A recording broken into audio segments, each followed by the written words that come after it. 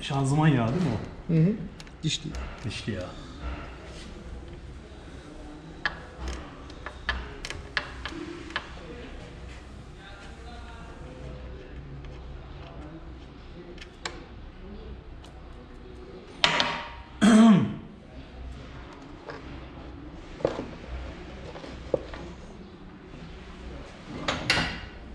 Getir alttan şuraya. Ver abi. Şuradan koyalım.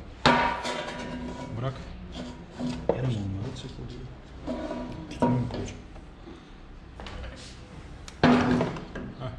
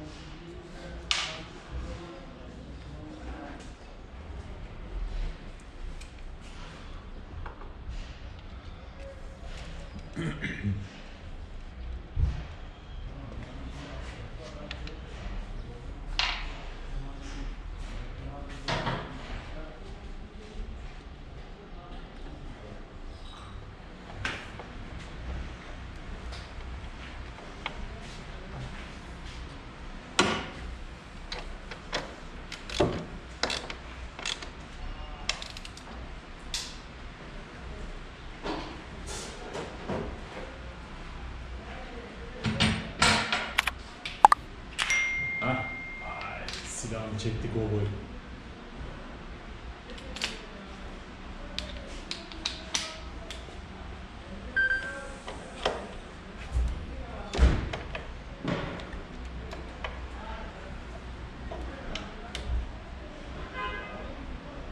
Sanırım 25 fazla gelecek.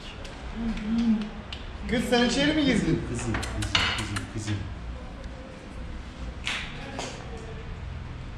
Şşt, gel buraya. Bana küpe de takmışlar buna. Küpe mi taktılar sana kızım? Küpe mi taktılar sana? Sana küpe mi taktılar? Kim taktı? Ha? Yüzü buldu ya şimdi, tamam. Ne yapsın hayvancağız? Sevilmeye hasret abi. Hasret. Değil mi kızım? Değil mi kızım?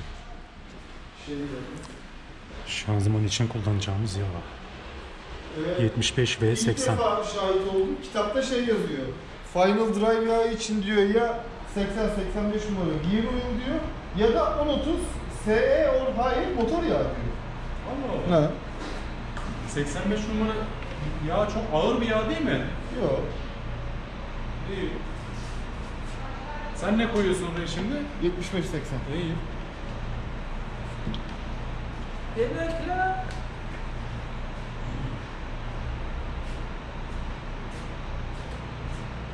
0.2 litre. Evet, telefona indirmiş bulunuyorum. 300 PDF'yi. Şimdi sen de böyle indirsene. İndirdim ben. Gördün mü? Ben indirdim ben. Çok iyi. Bugün şeyini buldum. Hatta Türkçesi indirmiştim. Onda özellikleri eksikmiş. Ben ondan görememişim. Bolt'un amperini bilmem nesini. Yavucasını buldum. Ona bir baktım. Dediği gibi en sonda olur diyordu. Direkt oraya baktım zaten. Tamam. Okumuştum da. Şeye attım. Ara ara okuyorum öyle kafama istikçe iş yerinde. Böyle atmıştım zaten. Şimdi onu indirdim. Telefona da indirdim. Şurada 200. Toplam ne kadar aldı? 200. 200'müş. Değişiminde 200 diyor. Tamam.